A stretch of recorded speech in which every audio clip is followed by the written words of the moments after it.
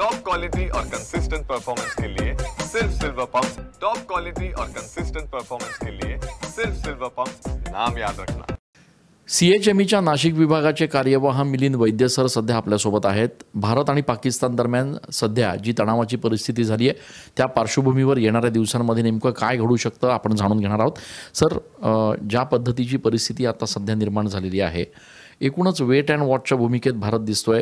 Diplomatic स्तरावर एकीकडे युद्ध सुरू आहे की आपण पाणी अडवलंय, आपण त्या ठिकाणी त्यांचा एक्सपोर्ट बंद केलेला आहे, तर दुसरीकडे राजनाथ सिंग म्हणतायत की लोकांच्या मनात जे आहे ते त्यांना कृतीमध्ये दिसेल। नेमकं दोन्ही स्तरांवर आपण पाकिस्तानशी लढाईची सज्जता करतो आहोत का? नक्कीच, म्हणजे मला एक तर पहिल्यांदा सर्वात जे करून आपले फॅमिली मेंबर्स पहलगामच्या अटॅकमध्ये गेलेत त्यांना सर्वांना आपण श्रद्धांजली वाहूया।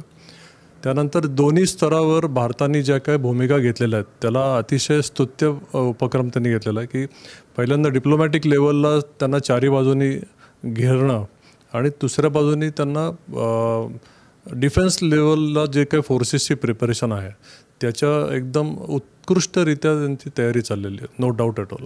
म्हणजे आपल्या डिफेन्स फोर्सेसवर, आपल्या गव्हर्नमेंटवर आपला पूर्ण विश्वास आहे।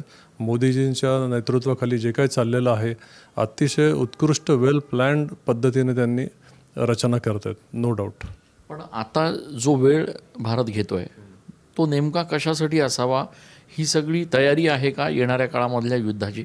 युद्धाची तयारी म्हणण्यापेक्षा आपण कायम युद्धासाठी तयार पाहिजे, कारण आज ना उद्या हे प्रत्येक वेळा 1965 पासून जे काही चाललेलं आहे तर प्रत्येक वेळी हल्ला झाल्यानंतर आपण जे काही युद्धाची तयारी करतो तशी न राहता ही कंटिन्युअस आपली तयारी अलर्ट मोडवर पाहिजे की कधी म्हणजे एक दिवस जरी सांगितलं की उद्यापासून यू शुड बी रेडी, तर त्या दृष्टीने आपली तयारी पाहिजे। फिजिकल ट्रेनिंग, मेंटल ट्रेनिंग, युद्धाचे सगळ्या सराव, इवन आपल्या ज्या गावामधले जे काही थोडेसे छोटे मोठे दंगे होतात त्यासाठी लाठीकाठी, सर्व दृष्टीने आपण सक्षम असणं आवश्यक आहे। सर, या सगळ्या पार्श्वभूमीवर एक गोष्ट बघायला मिळते की टुरिस्ट स्पॉट्स जे आहेत देशातले ते कुठेतरी त्यांच्याकडे जो येणारा जो फ्लो आहे, पर्यटक जे आहेत ते कमी झालेले आहेत।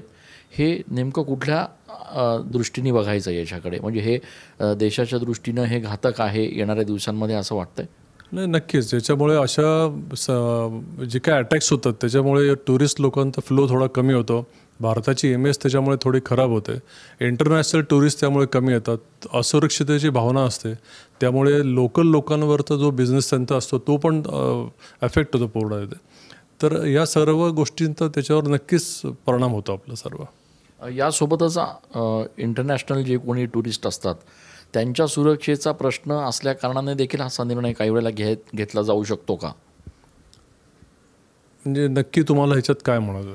आंतरराष्ट्रीय जे फॉरेनर्स जे टुरिझमसाठी येत असतात त्यांच्या जीवाची पर्वा म्हणून किंवा त्यांना धोका नको म्हणून देखील अशा वेळेला काही निर्णय घेतले जाऊ शकतात अशा परिस्थितीमध्ये?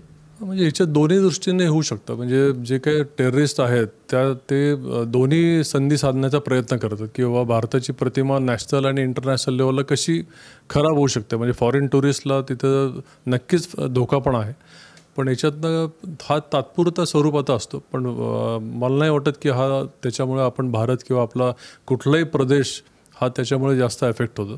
थोडाफार त्याचा नक्कीच फरक पडतो, पण आपली तेवढी सर्वांचीच ताकद आहे, शक्ती आहे, आपले सर्व लोक त्याच्यातनं नक्कीच लवकरात लवकर बाहेर येतात।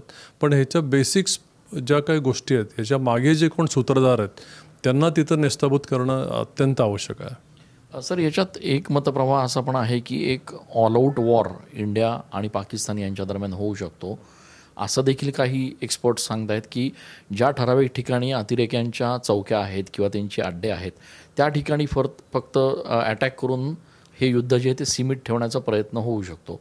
नेमकं काय वाटतंय? अतिरेक्यांत आपण एकदम ऑल आऊट वॉर हा म्हणजे जो म्हणतो शब्द हा आपण भारत हा कधीही स्वतःहून म्हणजे अटॅक करत नाही, किंवा जर अटॅक करायचा असेल तर तो सर्व जे काही आपले रूल्स रेग्युलेशन्स इंटरनॅशनल गाईडलाईन्स आहेत ते पूर्ण पाळून त्याच्या मर्यादा सांभाळून हा त्याच्यावर म्हणजे आता इनडायरेक्टली आपण जे म्हणतो डिप्लोमॅटिक की बाबा सगळं पाणी अडवणं आहे किंवा त्यांचं फ्युअल अडवणं आहे, त्यांच्या हवाई स्पेस पूर्ण एअर बंद करणं आहे किंवा त्यांचे जहाज जे जातात ते तिकडनं डायवर्ट करणं आहे, ह्या सगळ्या बाकीच्या आणि UN लेवलला जे काय आपलं चाललेलं आहेत ह्या गोष्टी वेगळ्या आहेत। पण बाकीच्या ज्या सगळ्या लोकांच्या ज्या काही भावना आहेत त्या भावना सांभाळून आपण त्याला नक्कीच प्रत्युत्तर देत आहोत. लोकांच्या भावनांचं जे तुम्ही म्हणालात की लोकांच्या पण प्रतिक्रिया आणि ज्या भावना आहेत त्या अगदी तीव्र आहेत. प्रत्यक्ष आम्हाला देखील जर संधी मिळाली तर आम्ही देखील युद्धात सहभागी होऊ असं अनेक नागरिक म्हणत आहेत, काही एक्स सर्व्हिस पण म्हणत आहेत. सज्जता कशा पद्धतीनं असायला हवी देशातल्या नागरिकांची, काय त्यांनी आताच्या या सगळ्या घडीमध्ये कशा पद्धतीने त्यांनी जबाबदारी घेतली पाहिजे?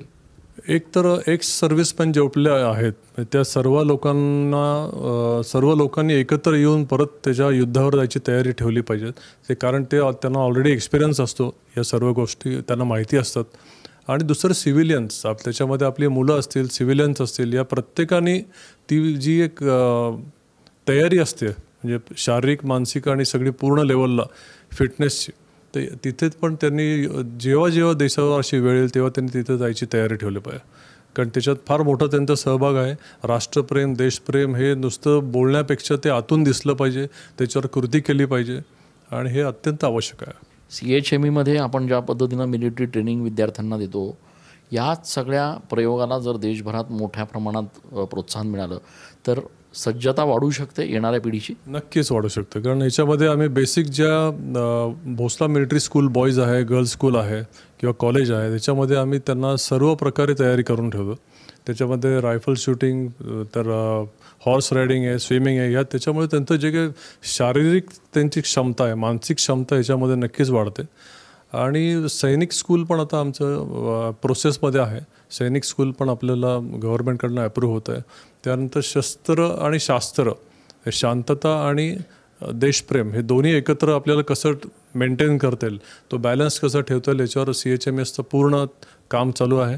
त्यानंतर स्पोर्ट्स आपल्याला युनिव्हर्सिटी आपण करतो आहे. बाकीच्या सर्व गोष्टी आहेत. नॉर्थ ईस्टमध्ये पण, उत्तरांचल याच्यामध्ये आपण, पूर्वांचलमध्ये भोसलांनी सुरुवात केली तिथे काम करायला. तर ह्या सर्व गोष्टीमध्ये प्रचंड स्कोप आहे. आणि मिलिटरी स्कूलमध्ये मी सगळ्या सिव्हिलियन्सना आवाहन करतो, पालकांना, की त्यांनी आपल्या मुलांना रेसिडेन्शियल स्कूलमध्ये घालावं. त्याच्यामध्ये त्यांना घरापासून थोडं लांब राहायची सवय राहते. ती स्वतः पूर्ण डिसिप्लिन लाईफ त्यांचं होतं व्यवस्थित आणि ते एक रुटीन त्यांचं सेट असतं पूर्ण. त्याच्यातनं मोबाईलचं आणि ह्या सगळ्या बाकीच्या गोष्टीतनं ते बाहेर असतात. पण बाकीच्या ज्या सगळ्या फिजिकल ॲक्टिव्हिटी आहेत, या सगळ्या फिजिकल मेंटल ॲक्टिव्हिटीमध्ये त्यांचा वेळ जातो, चांगल्या पद्धतीने ते ग्रूम होतात. तर माझं एक सर्वांना अपील आहे की त्यांनी नक्कीच मिलिटरी स्कूलचा त्याचा फायदा घ्यावा. खूप खूप धन्यवाद सर आमच्याशी ही चर्चा केल्याबद्दल. भारत आणि पाकिस्तान यांच्या दरम्यान तणावाची परिस्थिती जरी असली त्याचा सर्वाधिक परिणाम जो होतो आहे तो पर्यटन या क्षेत्रावर होतो आहे. येणाऱ्या दिवसांमध्ये जशी भारताची आर्मी, नेव्ही, एअरफोर्स सज्ज आहे तसं सगळ्या नागरिकांना देखील आता सज्ज राहावं लागणार आहे. अशा पद्धतीची एक भूमिका जी आहे, अशा पद्धतीचं एक आवाहन जे आहे ते या ठिकाणी करण्यात येत आहे. नाशिकच्या भोसला मिलिटरी स्कूलमध्ये ज्या पद्धतीचं ट्रेनिंग विद्यार्थ्यांना दिलं जातं तशाच पद्धतीचे प्रयोग जर देशभरात झाले तर निश्चितपणे तरुणांमधली ही सज्जता आणखी वाढेल आणि अशा सगळ्या परिस्थितींमध्ये त्यांचा उपयोग देशासाठी निश्चित होईल अशी देखील अपेक्षा आहे. कॅमेरा पर्सन आकाश येवलेसह मी चंदन पूजाधिकारी, TV9 मराठी.